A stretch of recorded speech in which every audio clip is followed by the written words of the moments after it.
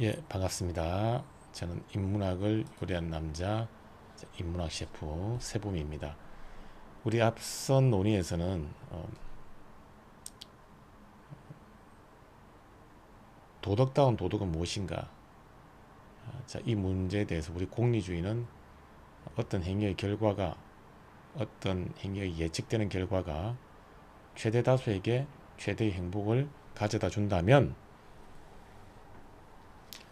그 행위와 관련한 판단은 도덕 법칙에 부합한다. 반면에 우리 칸트는 아니다. 결과와는 무관하게 결과는 도덕다운 도덕이냐 그렇지 않느냐와 전혀 관계가 없다. 자, 결과와는 무관하게 어떤 행위와 관련한 판단, 즉 준칙이 그 자체로 옳으냐 옳지 않느냐, 결과와 무관하게 그 자체로 옳으냐 옳지 않느냐. 그러면 그 자체로 옳다는 건 무엇을 의미하느냐? 그것은 보편화 가능성에 부합한다. 즉 그 자체로 옳다라고 하는 건 보편화 가능성을 의미한다. 자, 그러면 보편화 가능성에 어떤 행위와 관련한 판단이 보편화 가능성을 만족시키는지 그렇지 않은지는 어떻게 확인할 수 있느냐. 자, 이 문제와 관련하여 바로 우리 칸트는 자멸성 테스트를 제안합니다. 자, 이와 관련해서 우리 건우가 결과가 안 중요하다고요. 논리적으로 자멸한다. 이건 또 무슨 소린가요? 자, 그러니 선생님께서 칸트는 어떤 행동이 정언 명령으로서 도덕 법칙에 부합하려면 내 의지의 준칙이 언제나 동시에 보편적 입법의 원리가 될 수 있도록 행위하라는 형식을 가져야 한다고 봅니다. 우리에게 정언명령이라는 용어는 잠시 접어두고 가로쳐두고 우리 앞서 살펴본 것처럼 도덕다운 도덕 법칙으로서 성립하려면 보편화 가능성의 공식을 만족해야 되는데 보편화 가능성의 정식을 만족해야 되는데 그 보편화 가능성의 정식, 공식이 뭐냐? 바로 내 의지의 준칙이 언제나 동시에 보편적 입법의 원리가 될 수 있도록 행위하라. 이런 형식을 가져야 한다는 겁니다. 자, 그러니까 보편적 입법의 원리 이것과 온전히 맞아떨어지는지를 도대체 우리 어떻게 확인할 수 있습니까? 즉 우리의 주관적인 판단, 바로 우리 준칙이죠. 칸트 이론에서는 맥심이라고 했습니다. 자, 주관적 판단을 검사할 수 있는 그런 보편화 가능성을 검사할 수 있는 뭔가가 있습니까? 라고 하니까 우리 선생님이 그 확인 방법, 즉 보편화 가능성에 잘 부합하는지 혹은 잘 맞아떨어지지 않는지를 확인할 수 있는 방법이 있다. 바로 그것이 자멸성 테스트다. 이렇게 이야기를 하고 있어요. 즉 어떤 행위와 관련한 판단을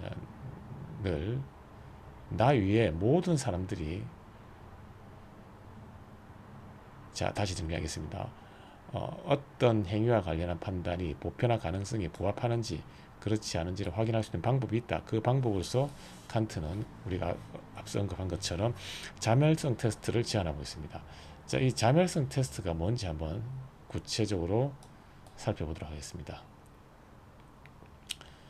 자, 네가 하려는 행동의 규칙, 이 세상 모든 사람들이 그 규칙대로 똑같이 따라한다고 가정해봐.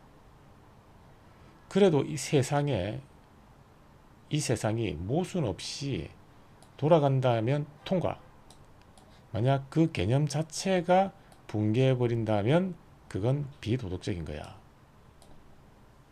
자, 여기까지 먼저 정리하겠습니다. 자, 먼저 앞서 제가 이야기한 것처럼 내가 필요할 때 거짓 약속을 해도 된다.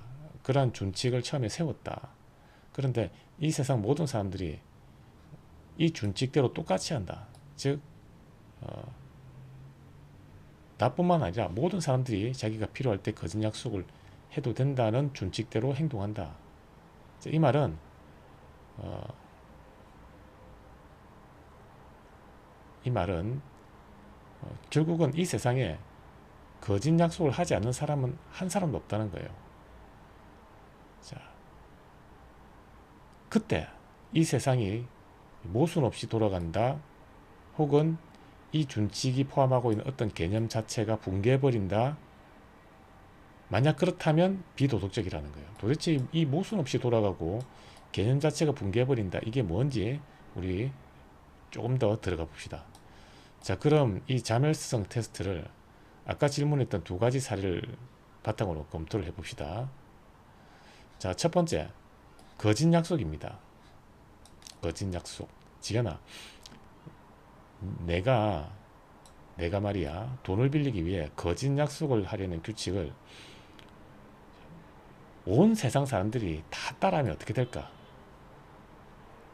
자, 그래서 이 자멸성 테스트가 자멸성 테스트는 결국은 자신이 처음에 세운 어떤 준칙을 모든 사람들이 똑같이 할 경우 이 세상이 모순 없이 잘 돌아가는지, 혹은 자신이 세운 그 준칙이 포함하고 있는 어떤 개념 자체가 붕괴해버리지 않는지를 확인하는 건데, 이걸 확인하기 위해서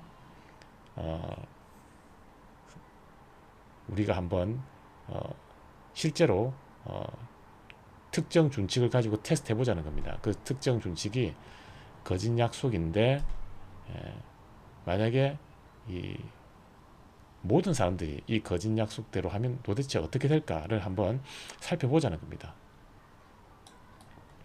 자, 그러니까 지연이가 세상 모든 사람이 필요할 땐 거짓말을 해서 돈을 빌려야지 라고 생각하고 행동한다면, 그러니까 도현이가 그러면 약속이라는 단어 자체가 성립할 수 없잖아요. 내가 약속을 하려고 해도 애초에 내 약속이라는 의미 자체가 증발해버리니 거짓 약속은 성공할 수조차 없게 되네요. 자, 우리 도현이가 기가 막힌 생각을 했죠. 자, 이 말은 무슨 말이냐면, 자, 거짓 약속이라는 개념 자체가 성립하려면 반드시 약속이라는 개념이, 그 반대 개념이 존재해야 거짓 약속이라는 게 성립을 합니다. 그렇죠? 자, 남성이라는 개념이 성립하려면 반드시 여성이라는 존재가 있어야만 남성이 성립합니다. 만약에 이 세상에 여성이라는 개념 자체가 없다면, 여성이라는 존재 자체가 없다면 남성이라는 개념이 출현할 수가 없습니다. 즉 모든 어떤 개념은 그 개념과 그 개념의 배경이 되는 또 다른 개념을 바탕으로 출현하는 거예요. 즉 거짓 약속이라는 개념이 성립하려면 약속이라고 하는 개념이 있어야만 거짓 약속이라는 개념이 성립하죠. 자, 그런데 모든 사람들이 다 약속을 지키지 않는다, 다 자기가 필요할 땐 거짓말을 갚겠다는 거짓말을 하면서 돈을 빌린다. 그러면 이 세상에는 약속이라는 개념 자체가 없을 것입니다. 존재조차 하지 않겠죠. 약속이라는 개념이 없는데, 즉 모든 사람들이 다 거짓말을 하는데 어떻게 약속이라는 개념이 있을 수 있겠습니까? 그런 세상에서는 약속이라는 개념 자체가 출현할 수가 없다는 거예요. 자, 그럼 약속이라는 개념 자체가 출현할 수 없다면 당연히 거짓 약속이라는 개념도 출현할 수가 없겠죠. 거짓 약속이라는 개념도 성립할 수가 없는 거예요.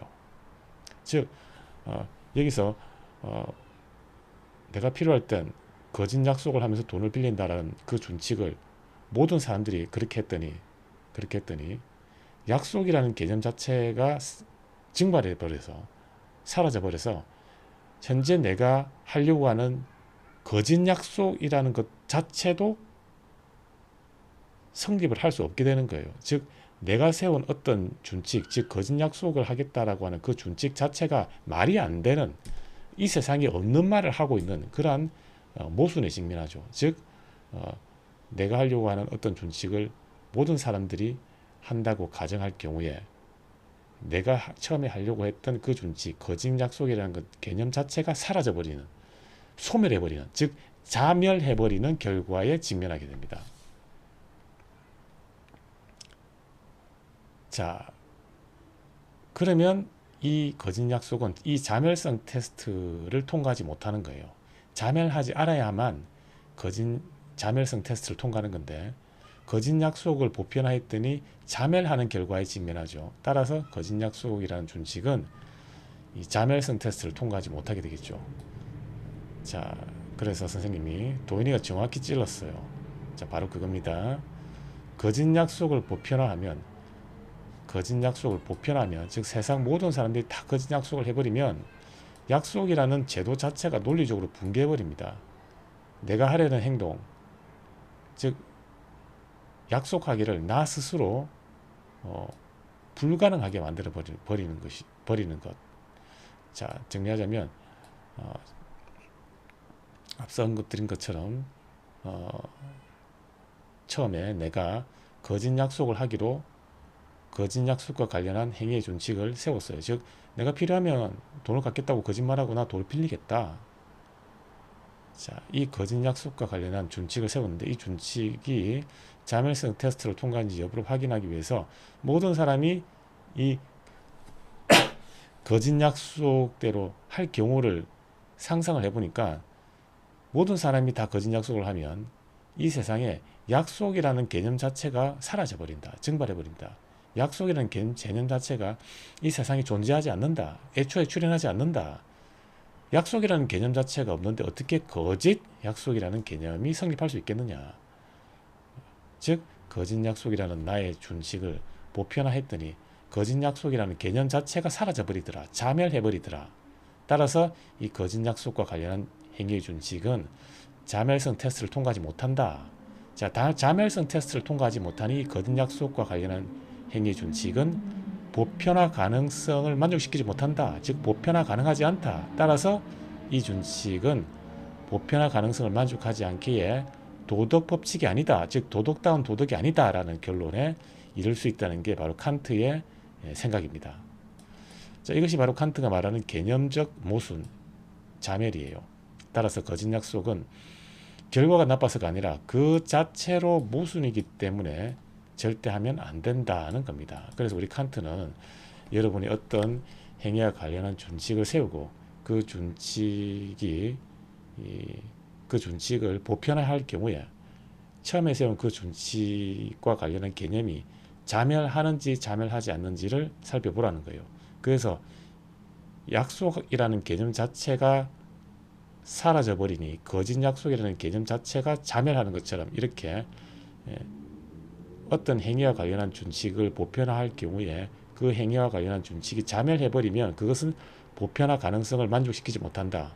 그러니 그것은 도덕법칙이 아니다. 도덕다운 도덕이 아니라고 우리가 결론을 내릴 수 있다는 게 우리 칸트의 입장입니다. 와, 소름 돋아요. 결과가 아니라 행동 자체의 논리가 스스로를 파괴한 거네요. 그럼 선생님, 두 번째 예시. 내 이익을 위해 무고한 사람을 해치는 것도 자멸성 테스트기 한번 돌려봅시다. 자, 그래서 이 자멸성 이해를 돕기 위해서 또 다른 이 준칙을 가지고 한번 더 테스트 해보자는 겁니다. 두 번째 제안하는 준칙이 내 이익을 위해 무고한 사람을 해치는 것. 내 이익을 위해서라면 무고한 사람을 해쳐도 된다. 과연 이 준칙이 처음에 세운 이 준칙이 과연 자멸성 테스트를 통과하는지 확인해 보자는 겁니다. 자, 좋습니다. 나의 이익을 위해 타인의 생명과 안전을 빼앗아도 된다는 규칙을 세상 모든 사람들이 다 따른다고 보편화해 봅시다. 자, 건우야, 이성적 존재라면 이런 세상이 오기를 바랄 수 있을까? 자, 그러니 건우가 절대 안 바라죠. 모든 사람이 서로를 해치는 게 합법인 세상이라면 당장 나부터 언제 길 가다 맞고 쓰러질지 모르는 거잖아요. 제 목숨을 지키기 위해서라도 그런 세상이 오는 건 절대 원하지 않아요. 의욕을 할 수 없어요, 나는. 자, 우리 나의 이익을 위해 타인의 생명과 안전을 빼앗아도 된다. 이 준칙을 보편화해 봤습니다. 세상 모든 사람들이 다 이 준칙대로 한다고 할 경우에 어떤 세상이 오는지 이 건우가 상상을 해보니까 끔찍한 겁니다. 끔찍한 겁니다. 즉 건우 이 말은 다른 사람이 그 자신의 이익을 위해서 나의 생명과 안전을 빼앗는 경우도 생각을 하는 겁니다. 왜냐하면 나의 이익을 위해 타인의 생명과 안전을 빼앗아도 된다는 규칙을 보편화한다는 건 이 준칙의 적용을 받는 입장이 나도 될 수 있다는 거예요. 즉 세상 모든 사람들이 이 준칙을 따를 경우 그 세상 모든 사람들 중에 한 명이 나에게 똑같이 자신의 이익을 위해서 나의 생명과 안전, 즉 건우의 생명과 안전을 빼앗아도 된다는 그러한 행동의 방향성을 가지고 실제 건우의 생명과 안전을 빼앗는다는 거예요. 그러니까 건우는 도저히 그러한 비극을 도저히 받아들일 수가 없는 거예요. 원할 수가 없는 거예요. 자발적으로. 자, 어떠한 준칙을 보편화했더니 내가 도저히 그 준칙을 받아들일 수 없더라. 우리 이것을 칸트는 의지의 모순이라고 부릅니다. 앞서 살펴본 건 개념상의 모순이었고요. 지금은 의지의 모순입니다. 자, 완벽합니다. 이것을 칸트는 의지의 모순이라고 불렀어요. 의지의 모순 역시 자멸성 테스트의 한 유형에 속합니다. 즉, 개념적 모순과 마찬가지로 의지의 모순 역시 모든 사람이 어떤 행동을 할 경우 자멸성에 직면하는 경우입니다. 우리 앞서 살펴본 것처럼 거짓 약속을 보편화했더니 약속이라는 개념 자체가 존재하지 않게 되어 거짓 약속이라는 내 준칙과 관련한 이 개념 자체가 사라져버리는, 자멸해버리는 결과가 왔죠. 자, 이것도 자멸성 테스트의 한 유형이고 또 다른 유형이 바로 의지의 모순입니다. 즉 어떤 행위와 관련한 준칙을 보편화했더니 도저히 내가 이걸 받아들일 수 없더라. 즉 이것을 의지의 모순이라고 하죠. 처음에 준칙을 세울 때는 내가 그것을 하려고 의지했는데 이걸 보편화해보니 도저히 그 준칙을 내가 할 수가 없더라. 받아들일 수 없더라. 바로 이것은 모순입니다. 처음에는 되고 보편화할 경우는 안 되고 모순이죠. 자, 이러한 의지의 모순 역시 자멸성 테스트의 한 유형이라는 겁니다. 그래서 의지의 모순에 직면하여 도저히 내가 처음에 세운 준칙을 보편화할 수 없다. 그러면 그건 이 자멸성 테스트를 통과하지 못하게 되고, 그러니 결국 그것은 보편화 가능성의 자격을 상실하게 되고, 그 결과 그것은 도덕법칙이 아닌 사이비 도덕법칙이 되는 것이죠. 자, 인간은 이성적 존재이기 때문에 자신이 피해자가 되어 생존을 위협받을 수 있는 규칙을 보편적인 법으로 만들자고 합의할 수 없습니다. 결국 이 행동 규칙 역시 보편화 가능성 테스트를 통과하지 못하고 자멸해 버리는 것이죠. 자, 그래서 우리가 지금까지 거짓 약속 그리고 내 이익을 위해 무고한 사람을 해치는 것, 이 두 가지 준칙이 자멸성 테스트를 통과하는지 확인해 보니까 하나는 즉 거짓 약속과 관련된 준칙은 개념적 모순에 직면하고, 그리고 내 이익을 위해 무고한 사람을 해치는 것과 관련한 준칙은 의지의 모순에 직면하더라. 즉 두 준칙 모두 자멸성 테스트를 통과하지 못하더라. 그러니 이것은 보편화 가능성을 확보하지 못하더라. 즉 그 자체로 옳은 준칙이라고 할 수 없더라. 따라서 도덕다운 도덕, 즉 도덕법칙의 자격을 확보할 수 없다라고 하는 것을 말하고자 하는 것이 바로 우리 임마누엘 칸트의 입장입니다. 자, 그래서 우리 은서가 공리주의는 결과적으로 손해니까 안 돼라고 계산기를 두드렸다면, 칸트는 네가 하려는 행동을 모두가 한다고 쳤을 때 논리적으로 말이 안 되거나 이성적으로 도저히 원할 수 없는 세상이 되니까 틀린 거야 라고 이성의 칼을 들이대는 거군요. 자, 우리 은서가 요약을 잘했죠. 우리 공리주의는 어떤 행위와 관련한 판단, 처음에 세운 그 준칙이 최대 다수에게 최대 행복을 가져다 주는지 그렇지 않은지를 계산기로 두드려서 그 비용이 큰지 이익이 큰지를 철저하게 계산합니다. 예측되는 결과를. 그래서 만약에 최대 다수의 최대 행복에 부합한다면 그것은 올바른 행동이다. 즉 결과가 최대 다수에게 최대 행복을 주는지를 기준으로 도덕법칙인지 아닌지를 판단했다면 우리 칸트는 아니다. 진정한 도덕은 그런 결과를 계산하는 게 아니다. 그건 동물들이나 하는 짓이다. 진정한 도덕법칙은 그 결과와 무관하게 그 자체로 옳은 거다. 그 자체로 옳다. 그 자체로 옳은지 어떻게 할 수 있을까? 바로 보편화 가능성을 만족하면 된다. 보편화 가능성을 만족하는지 여부를 확인하면 된다. 보편화 가능성 여부를 만족하는지 어떻게 확인하지? 자멸성 테스트를 해보면 된다. 자멸성 테스트를 하여 처음에 세운 준칙과 관련한 어떤 행위, 판단이 논리적으로 모순하거나 논리적으로 모순이 되거나, 즉 개념적 자멸을 하거나, 내가 도저히 원할 수 없다라고 하는 의지의 모순에 직면하면 그것은 자멸성 테스트를 통과하지 못하기에 보편화 가능성을 만족시킬 수 없고, 따라서 그것은 그 자체로 옳은, 즉 도덕 법칙의 자격을 상실한다. 이것이 칸트의 입장이다. 이렇게 우리 은서가 요약을 하고 있는 것이죠. 자, 그러니 선생님이 은서의 완벽한 요약입니다. 자, 칸트에게 도덕이란 예외 없이 누구나 따라야만 하는 이성적인 법칙, 즉 정언명령을 지키는 의무 그 자체랍니다. 자, 결과에 휘둘리지 않고 언제나 떳떳하고 보편적인 규칙을 따르는 것, 그것이 칸트가 말하는 인간의 진정한 존엄성이죠. 자, 우리 칸트가 말하는 도덕 법칙이란 결국은 보편화 가능성을 만족해야 된다는 걸 확인할 수 있어요. 자, 여기서 보편화 가능성을 만족한다는 건 누구나 그 법칙을 따라야 된다는 거죠.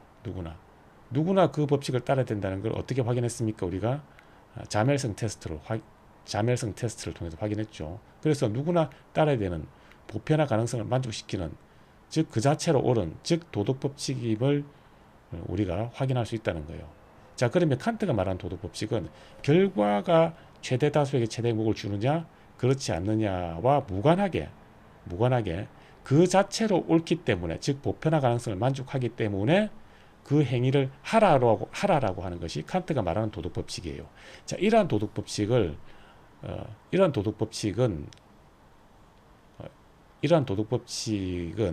일정한 형식을 띠는데, 그 형식이 바로 뭐냐? 정언명령이라고 하는 겁니다. 정언명령. 즉 결국 정언명령은 결과가 좋으냐 그렇지 않느냐, 즉 결과가 최대 다수에게 행복을 주느냐 그렇지 않느냐와 관계없이, 그런 조건과 관계없이, 즉 무조건적으로 그 자체로 옳기 때문에, 즉 보편화 가능성을 만족하기 때문에 무조건적으로 따라야 한다 라고 하는 것이 바로 무조건적으로 따른다, 따라라, 그렇게 해라 라고 하는 명령의 형식을 가지더라는 거예요. 이렇게 결과와 무관하게, 즉 최대 다수에게 최대 행복을 주는지 여부와 관련한 그런 조건, 결과와 무관하게 무조건적으로 따라라 라고 하는 형식을 가질 때만 그것은 진정한 도덕 법칙이 된다. 이렇게 무조건적으로 따라라 라고 하는 이 형식, 이것을 칸트는 정언명령이다 이렇게 부르고 있어요. 그래서 종합적으로 정리하자면, 자, 도덕이란 무엇인가? 도덕이란 결과와 무관하게, 즉 그 결과가 다수에게 행복을 주느냐, 이익을 주느냐, 아니면 다수에게 불행을 주느냐, 손해를 주느냐와 무관하게, 그 결과와 무관하게 그 자체로 옳은 것이 도덕 법칙이다. 자, 그러면 그 자체로 옳다는 건 뭐냐? 그 자체로 옳다는 건 보편화 가능성을 만족한다. 보편화 가능성을 만족하는지 안 하는지 우리 어떻게 할 수 있어? 그것은 자멸성 테스트를 해보면 된다. 어떤 행위와 관련한 준칙이 자멸성 테스트를 할 경우 그것이 개념적 모순 내지는 의지의 모순에 직면하면 자멸성 테스트를 통과하지 못하여 보편화 가능성을 충족시키지 못한다. 그러면 그것은 도덕 법칙이 아니다. 반대로 충족시키면 도덕 법칙의 자격을 확보한다. 이것이 칸트의 도덕에 대한 관점입니다. 이렇게 살펴보니 우리 칸트는 도덕다운 도덕은 공리주의가 말한 것처럼 결과가 무관하거나, 결과가 좋으냐 좋지 않느냐, 즉 다수에게 쾌락, 행복, 이익을 주느냐 그렇지 않느냐와 관계없이, 이러한 결과, 이것이 조건이죠. 이러한 조건과 관계없이 무조건적으로 보편화 가능성을 만족하니, 그렇게 그 보편화 가능성을 만족하는 그 법칙을 따라라 라는 형식을 갖는구나. 도덕 법칙은 결과와 관계없이 그 자체로 옳기 때문에 누구나 그렇게 따라라 라고 하는 것이 도덕 법칙이구나. 이렇게 조건과 무관하게 무조건적으로 따라야 하는 명령의 형식을 갖는 거구나. 도덕 법칙은 조건과 무관하게 무조건적으로 따라라, 그렇게 해라 라고 하는 명령의 형식을 갖는구나. 이런 명령의 형식을 칸트는 다른 말로 정언 명령이다 이렇게 불렀다는 것입니다. 이렇게 보았다는 것입니다.